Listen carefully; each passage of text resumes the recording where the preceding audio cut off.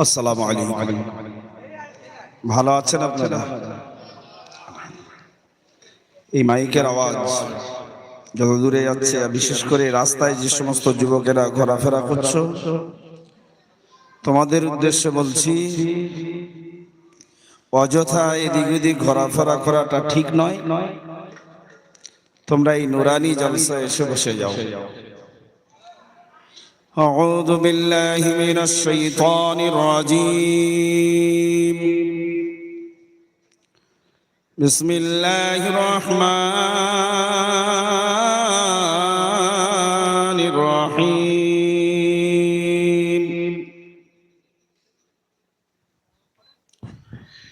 لو أنزلنا هذا القرآن على جبل لرأيته خاشعا متصدعا من خشية الله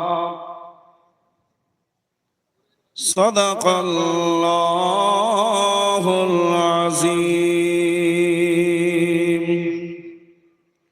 الحمد لله الحمد لله وكفى وسلام على عباده الذين اصطفى. أما بعد فيا أيها الهاجرون رحمنا ورحمكم الله.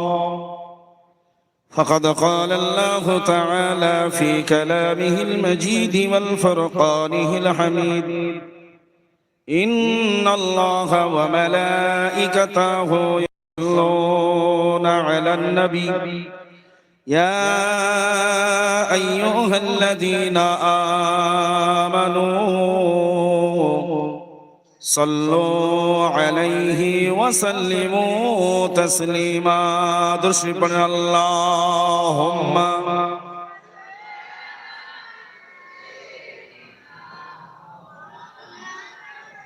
খুব কষ্ট হচ্ছে, খুব কষ্ট আছো, আর একটু জোরে মহব্বতে আল্লাহুম্মা। মাইক্রোফোন কাজ করতে পারেন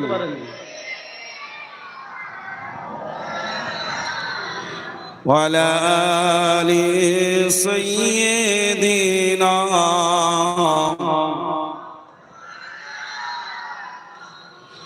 আমার জীবন মরণ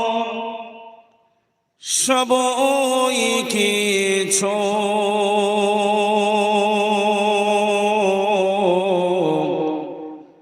তোমার ইশারায়, আমার চলা বলা খেলা ধোলা সব তোমার করুণায়। তুমি স্মৃতি দিয়ে সাহস দিয়ে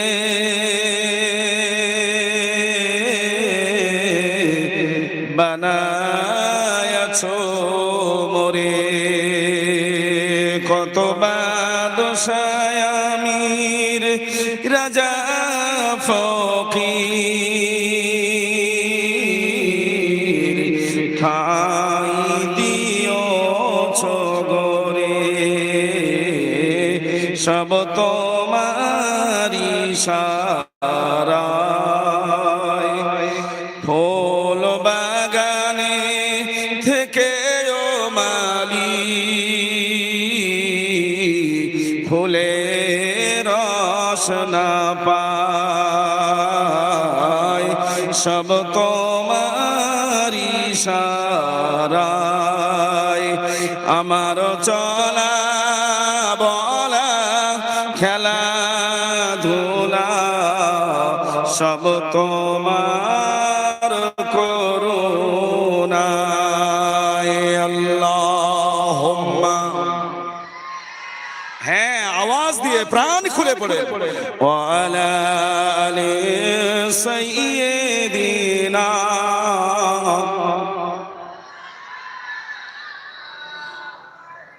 أما بعد فقد قال الله تعالى في كلامه المجيد والفرقانه الحميد: মা ওয়াদ্দাআকা রাব্বুকা ওয়া মা ক্বালা وقال الله تعالى أيضا في موضع آخر نحن نزلنا الذكر وإنا له لحافظون وقال محمد رسول الله صلى الله عليه وسلم إن الذي ليس في جوفه شيء من القرآن كبيت الخريف উপস্থিত সম্মানীয় সেক্রেটারি সাহেব জনাব আলহাজ মাওলানা হাফেজ ইহতিসামুল কাসিমি সাহেব ও এই মাদ্রাসার সমস্ত আসাতিজায়ে কেরাম ও আমন্ত্রিত উলামায়ে কেরাম, মহান আল্লাহ পাকের দরবারে লাখ কোটি শুকরিয়া যে আল্লাহ পাক আমাদিগকে খুব গুরুত্বপূর্ণ সময়, গুরুত্বপূর্ণ দামি মজলিসে বসার তৌফিক এনায়েত করেছেন। বলুন না আলহামদুলিল্লাহ। আর একটু জোরে বলুন। এই আমি যতক্ষণ থাকবো স্বতঃস্ফূর্ত ভাবে থাকতে হবে ভাই। সব জায়গায় আমাদের তেজ আছে না, সবাই জানে। সিপিএম জেনে গেছে, কংগ্রেস জেনে গেছে, টিএমসিও জানছে যে মোল্লারা সব জায়গায় ঠিক আছে। কাজের জায়গায় আমরা নেই, কিন্তু বাদ ভেঙে ঠিক আছে। লড়তে হবে, মারামারি করতে হবে, কোদাকুদি করতে হবে, আগে যেতে হবে, আমরা সব আছি। তেজ নিস্তেজ হয় দু জায়গায়। নামাজ পড়তে এলে জুম্মার সময় দেখবেন সব যেন ধ্যানে বসেছে, মোরাকাবায় বসেছে। কারণ বেশি সময় রাত 1টা পর্যন্ত হবে, বেশি সময় নেবার মতো সময় নেই। তো কিছু কথা আজকের বলবো, খুব দুঃখের সঙ্গে কথাগুলো বলবো। কারণ এই মাদ্রাসার আমিও একটা ফসল। হাফেজ সারাফাতুল্লাহ কাসিমি রহমাতুল্লাহ আলাইহি আমার নজরে অত উদার, অত ভালো মানুষ আমি আর দেখিনি।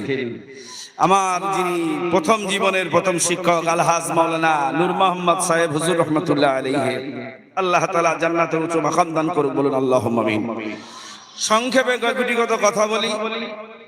যে আয়াতে কারিমা দুটো আমি পড়েছি, এক প্রথম যে আয়াত মা ওয়াদ্দাআকা রাব্বুকা ওয়া মা ক্বালা, তারপরের আয়াত নাহানু নাযালনা যিকরা ওয়া ইন্না লাহু লাহাফিজুন।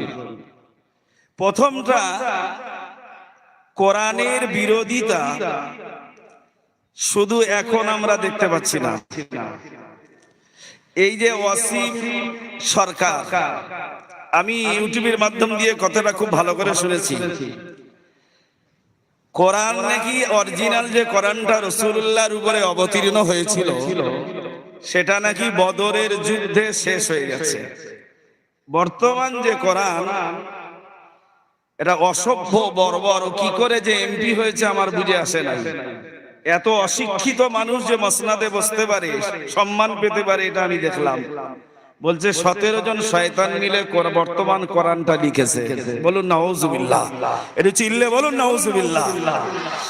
আমি জানি এখানে চিৎকার করলে ওয়াসিম সাহেবের কানে আওয়াজ যাবে না। আচ্ছা বলুন তো, বদরের যুদ্ধে কোরআন কি করে শেষ হলো? পুরো মক্কা শরীফে সব আগুন লেগে গেছিল, সব ঘর বাড়ি পুড়ে গেছিল।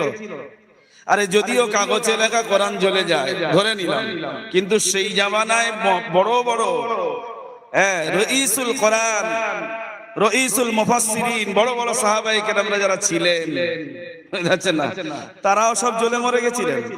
মানে মূর্খামির একটা লিমিট থাকে, এ হচ্ছে আনলিমিটেড মূর্খ, যার কারণে যা ইচ্ছা তাই বলে। কথা বুঝে এলো না? আচ্ছা, ও